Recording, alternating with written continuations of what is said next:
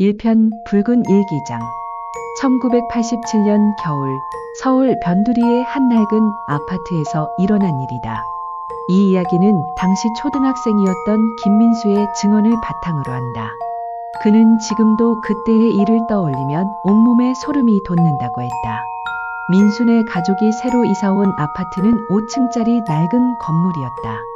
엘리베이터도 없어서 매일 무거운 가방을 메고 4층까지 올라가야 했다. 하지만 민수가 가장 싫어하는 것은 계단이 아니라 3층에 있는 빈 집이었다. 그 집 문틈 사이로는 항상 차가운 바람이 새어나왔고 밤이 되면 이상한 소리가 들려왔다. 처음에는 쥐소리려니 했지만 점점 그 소리가 사람의 목소리 같다는 생각이 들었다. 어느 날 민수는 학교에서 돌아오는 길에 3층 복도에서 이상한 것을 발견했다. 빈 집 문 앞에 작은 빨간 공책 하나가 떨어져 있었던 것이다. 호기심에 집어든 민수는 그것이 누군가의 일기장임을 알았다. 첫 페이지에는 예쁜 글씨로 이렇게 적혀 있었다. 수연이의 일기장 1985년. 민수는 그 일기장을 집으로 가져갔다.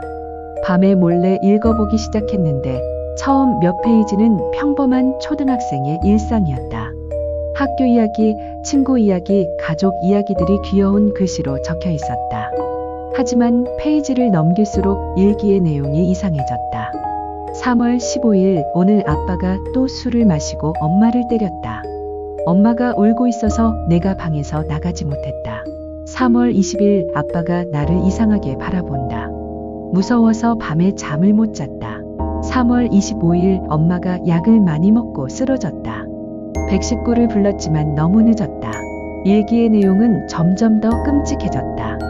민수는 읽으면서 온몸이 떨렸지만 마치 마법에 걸린 것처럼 페이지를 넘기는 것을 멈출 수 없었다. 4월 1일 아빠가 나를 다락방에 가뒀다. 물도 밥도 주지 않는다.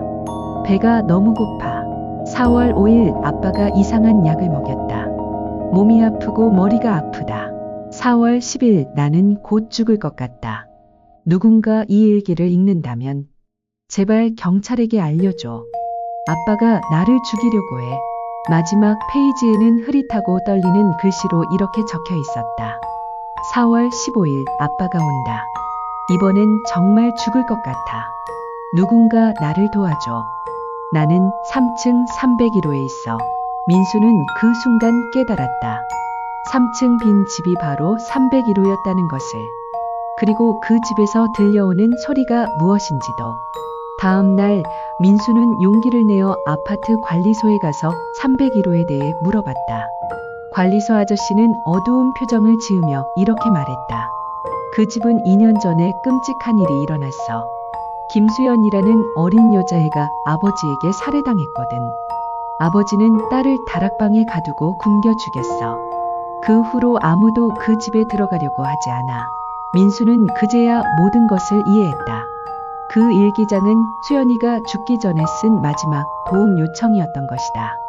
그날 밤 민수는 일기장을 들고 301호 문 앞에 서 있었다. 문틈 사이로 여전히 차가운 바람이 새어나왔고 안에서는 작은 여자아이의 울음소리가 들려왔다. 수연아. 민수는 떨리는 목소리로 불렀다. 미안해. 늦었지만 이제 모든 사람들이 알게 될 거야. 민수는 다음 날 경찰서에 가서 일기장을 제출했다. 그 일기장 때문에 수연이의 사건이 다시 수사되었고 아버지는 더 무거운 형을 받게 되었다. 하지만 이상한 일은 그 후에도 계속되었다. 민수가 일기장을 경찰에 넘긴 후 3층에서 들려오던 울음소리는 사라졌다. 대신 다른 소리가 들리기 시작했다. 작은 발걸음 소리였다. 마치 어린 아이가 복도를 뛰어다니는 것 같은 소리였다.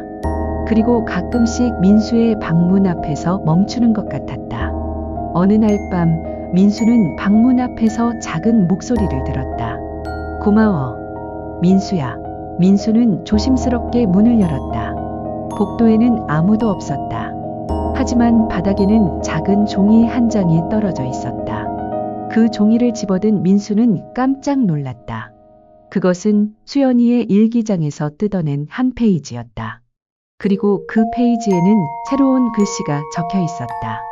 민수야, 고마워. 나는 이제 평안해. 하지만 조심해. 아빠가 아직 살아있어. 그리고 그는 네가 진실을 알렸다는 것을 알고 있어. 민수는 그 순간 등골이 오싹해졌다. 수연이의 아버지는 감옥에 있는 것 아니었나? 다음 날 민수는 신문에서 충격적인 소식을 봤다. 수연이의 아버지가 감옥에서 탈옥했다는 기사였다. 그리고 그는 자신을 고발한 사람을 찾아 복수하겠다고 협박했다는 것이었다. 그날 밤부터 민수는 이상한 기운을 느꼈다. 누군가가 자신을 지켜보고 있는 것 같았다. 학교에서 집으로 돌아올 때도 잠들기 전에도 항상 시선을 느꼈다. 일주일이 지난 어느 날 밤 민수는 방문 앞에서 발걸음 소리를 들었다. 하지만 이번에는 평소와 달랐다. 무거운 성인 남자의 발걸음이었다. 민수는 이불을 뒤집어 쓰고 떨었다. 발걸음 소리는 방문 앞에서 멈췄다. 그리고 문 손잡이가 돌아가는 소리가 들렸다. 꼬마야, 나왔다. 낮고 무서운 목소리였다. 민수는 숨을 죽이고 있었다. 그때 갑자기 복도에서 다른 소리가 들렸다. 작은 여자아이의 목소리였다. 아빠, 그만해. 수연아, 너는 죽었잖아. 아빠가 나를 죽였어. 하지만 나는 아직 여기 있어. 민수는 나를 도와준 사람이야. 손 떼지 마. 복도에서 이상한 소리들이 들렸다.